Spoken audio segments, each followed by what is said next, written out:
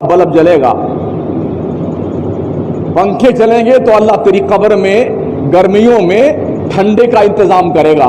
लेकिन ऐसा गूंगा बहरा अपाहिज मुआशरा हमारा है, कुछ फिक्र नहीं है। यूं तो फिक्र ऐसे भी नहीं है, दूसरे जब झोली फिराई जाती है तब सूरदास ऐसे आंखें मीच के बैठते हैं कि झोली फिराने वाला गुजर जाए खैरियत से, हमें 10 रुपए डालने ना पड़े तो बड़ा अच्छा हो। यही हो रहा है ना।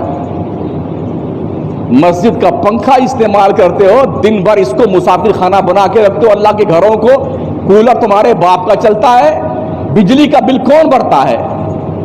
ठंडा पानी तुम्हारे लिए है, वजू के लिए पानी तुम्हारे लिए है, और जनाबे वाला बाथरूम तुम्हारे लिए है, ये सारी दरिया इंतजाम तुम्हारे लिए है। तो 15-20 रुपए तुम्हारी जेब से निकलते तुम्हें मौत आती है क्या? क्या हमारा दिमाग जो भेजा है ना वो सड़ गया है बात सुनते सुनते? कुछ समझ में नहीं आता हमारे।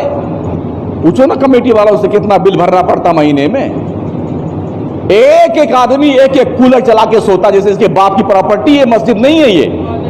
अगर हमने आज के बाद देख रहे धक्के मार के निकालेंगे उसको समझ नहीं आता इस बात को। सुबह फजर से लेके बेटे दोपहर तो 2 बजे तक सोते हैं मस्जिद में। जब एक पंखे में 5-7 आदमी सो सकते हैं, एक कूलर के सामने 8-10 आदमी आराम कर सकते हैं, तो अलग अलग कूलर चला के अलग अलग पंखे चला करके सोना तुम्हारे बाप की प्रॉपर्टी है मस्जिद। और इतने बदतमीज किस्म के लोग हैं, पंखे चला के आराम से बैठेंगे और जब जाने लगेंगे तो ये भी तौफीक उन बदबख्तों को नहीं होती है, कम से कम बटन तो बंद करके जाए पंखे का। अरे मुसलमान हैं या ईंट पत्थर हैं आप? कुछ भेजे में बात समझ में नहीं आती है क्या?